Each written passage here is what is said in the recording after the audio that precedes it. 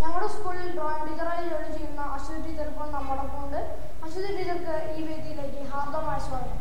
നമസ്കാരം. നമസ്കാരം. കലാജീവിതത്തിലേക്ക് കടന്നു വരാനുണ്ടായ സാഹചര്യം എന്താണ്? ചെറുപ്പം മുതലേ എനിക്ക് പെയിന്റിങ്ങിനോട് വളരെ താല്പര്യം ഉണ്ടായിരുന്നു. അതുകൊണ്ടാണ് ഞാൻ ഈ പെയിന്റിങ് മെയിനായിട്ട് എടുത്ത് പഠിക്കാൻ ആഗ്രഹിച്ചത്. എവിടെയാണ് പഠിച്ചത്? ഏതൊക്കെ കോഴ്സുകളാണ് ടീച്ചർ എടുത്തത്? ഞാൻ പഠിച്ചത് ശ്രീ ശങ്കരാചാര്യ യൂണിവേഴ്സിറ്റി കാലടിയിലാണ് ഞാൻ പഠിച്ചത്. സംസ്കൃത യൂണിവേഴ്സിറ്റിയാണ്. അവിടെ ഫൈൻ ആർട്സ് കോളേജിൽ മ്യൂറൽ പെയിന്റിംഗ് ആണ് ഞാൻ മെയിനായിട്ട് എടുത്ത് പഠിച്ചത്.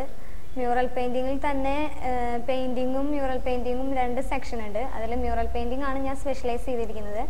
അതിൽ തന്നെ സബായിട്ട് ക്ലേ മോഡലിംഗ് വരുന്നുണ്ട്, സ്കൾപ്ചർ, പിന്നെ ദാരുശില്പ, ഗ്രാഫിക്സ്, ഈ 3 വിഷയങ്ങളാണ് വരുന്നത്. അതിൽ ഞാൻ ദാരുശില്പമാണ് പഠിച്ചത്. പഠനകാലത്തെ അനുഭവങ്ങൾ ഞങ്ങളോടൊന്ന് പങ്കുവയ്ക്കാമോ? പഠനകാലത്തെ അനുഭവങ്ങൾ എന്ന് പറഞ്ഞാൽ കോളേജ് ജീവിതമാണ് ഏറ്റവും കൂടുതൽ ഓർമ്മകൾ നമുക്ക് തരുന്നത്. അതിൽ മെയിനായിട്ട് പറയാനുള്ളത് ഞങ്ങളുടെ സാറിനെ പറ്റിയാണ്. സാജു എന്നാണ് സാറിൻ്റെ പേര്. സാറിൻ്റെ നല്ല ക്ലാസ്സുകളായിരുന്നു. പിന്നെ സാറ് വളരെ ഫ്രണ്ട്ലി ആയിട്ടാണ് ഞങ്ങളോട് പെരുമാറിയിരുന്നത്. സാറാണ് കൂടുതലും ഞങ്ങൾക്ക് ഈ ഫീൽഡിൽ തിരഞ്ഞെടുക്കാൻ ഒരുപാട് പ്രചോദനം നൽകിയത്. സാറിനാണ് ഒരുപാട് നന്ദി പറയാനുള്ളത് എനിക്ക്. ടീച്ചറിനുണ്ടായ കഴിവിനെ കണ്ടെത്തി പരിപോഷിപ്പിച്ചതാരാണ്?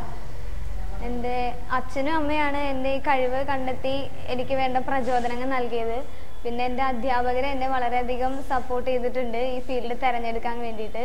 അവരാണ് എനിക്ക് കൂടുതലും എന്നെ ഈ ഫീൽഡിലേക്ക് വരാൻ വേണ്ടി പ്രചോദനമായിട്ട്. ടീച്ചർക്ക് വളരെ ചെറുപ്പത്തിൽ തന്നെ വരയ്ക്കാനുള്ള കഴിവുണ്ടായിരുന്നു.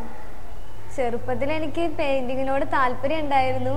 പിന്നെ ഒരു വലിയ ചിത്രകാരി ആവുക എന്നുള്ളത് വലിയൊരു ആഗ്രഹമായിരുന്നു. ഈ കഴിവ് ആരിൽ നിന്നാണ് പകർന്നു കിട്ടിയത്? വീട്ടിൽ ആരും ചിത്രരചനയുമായി ബന്ധപ്പെട്ട ആരും ഇല്ല. എല്ലാവർക്കും സംഗീതത്തിലാണ് താല്പര്യം. ഞാൻ സ്വന്തമായിട്ട് ഇങ്ങനെ വരച്ച് പ്രാക്ടീസ് ചെയ്തു. ടീച്ചർ കൂടുതൽ വൈദഗ്ധ്യം നേടിയ കല ഏതാണ്? ഞാൻ സ്പെഷ്യലൈസ് ചെയ്തിരിക്കുന്നത് മ്യൂറൽ പെയിന്റിംഗ് ആണ്. രാഷ്ട്രപതിയുടെ പക്കൽ നിന്ന് പുരസ്കാരം ലഭിച്ചത് എന്തിനായിരുന്നു? ഞാൻ 2009 വർഷത്തെ ഫസ്റ്റ് റാങ്ക് വിന്നറായിരുന്നു. ഈ ഫസ്റ്റ് റാങ്കിന്റെ ബേസിലാണ് എനിക്ക് ഹയർ എഡ്യൂക്കേഷൻ ഡിപ്പാർട്ട്മെന്റിൽ നിന്ന് അവർ സെലക്ട് ചെയ്തിട്ട് ഞങ്ങളെ ഇന്ത്യയിൽ നിന്ന് 100 പേരെ സെലക്ട് ചെയ്തിട്ട് ഡൽഹിയിലേക്ക് വിളിച്ചിട്ടുണ്ടായിരുന്നു.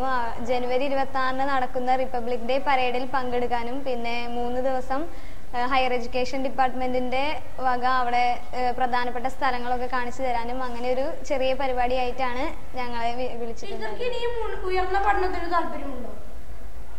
ഉയർന്ന പഠനത്തിന് എനിക്ക് താല്പര്യമുണ്ട്. പക്ഷേ കേരളത്തിലെ മ്യൂറൽ പെയിന്റിങ്ങിന്റെ ഹയർ എഡ്യൂക്കേഷൻ ഇല്ലാത്തതുകൊണ്ടാണ് ഞാൻ ഞാൻ ഒരമ്പലത്തിലാണ് ചെയ്തിട്ടുള്ളൂ. ഇരിഞ്ഞാലക്കുട വെട്ടിക്കര നനദുർഗ ക്ഷേത്രത്തിലാണ് ഒരു മ്യൂറൽ പെയിന്റിംഗ് ചെയ്തിട്ടുള്ളത്. അത് മഹിഷാസുരമർദിനി എന്ന് പറഞ്ഞ തീമുമായി ബന്ധപ്പെടുത്തിയിട്ടാണ് ചെയ്തിട്ടുള്ളത്. ഈ മ്യൂറൽ പെയിന്റിങ്ങിന്റെ പ്രത്യേകതകളെ കുറിച്ചൊന്നും ഞങ്ങൾക്ക് വിവരിച്ചു തരാമോ?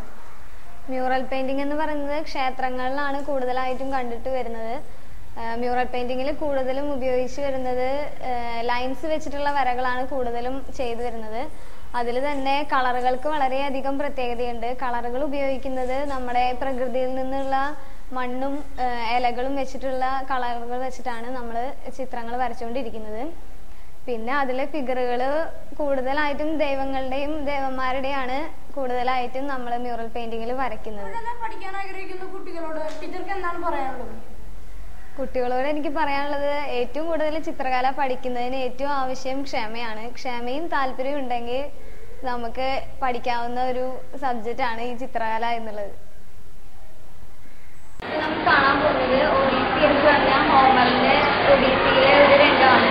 അതിൽ ഒഡീസിയില് ഹോമർ കഥ പറഞ്ഞു കൊടുക്കുന്ന ഒരു സീനാണ് ഇവിടെ കാണിക്കുന്നത്. ഇതില് ഇയാള് ഹോമറാണ്. ഹോമർ ഇവിടുത്തെ രാജാവിനെ കഥ പറഞ്ഞു കൊടുക്കുന്ന ഒരു സീനാണ്. ഇതിൽ മുകളിൽ കാണുന്നത് സിയൂസ് ദേവനാണ്. ഇതിലെ താഴെ ചിത്രീകരിച്ചിരിക്കുന്നത് സമുദ്രദേവനെയാണ്.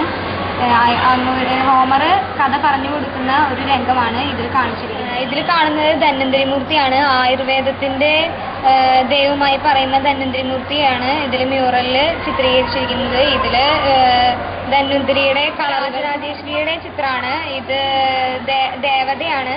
ഇതിൽ മ്യൂറൽ പെയിന്റിങ്ങിൽ തന്നെ വാട്ടർ കളർ വെച്ച് ചെയ്തിരിക്കുന്ന ഒരു ചിത്രമാണ്. ഇതിലും മ്യൂറൽ പെയിന്റിങ്ങിന്റെ അതേ രീതി തന്നെയാണ് ഉപയോഗിച്ചത്. ഇത് മഹിഷാസുരമർദ്ദിനിയുടെ ഒരു ചിത്രമാണ്. ഇതിൽ മഹിഷാസുരനെ കൊല്ലുന്ന ദേവിയെയാണ് കാണിച്ചിരിക്കുന്നത്. ഇത് ക്യാൻവാസിലെ അക്രിലിക് വെച്ച് ചെയ്തിട്ടുള്ള ഒരു ഇത്രയും സമയം നമ്മളോടൊപ്പം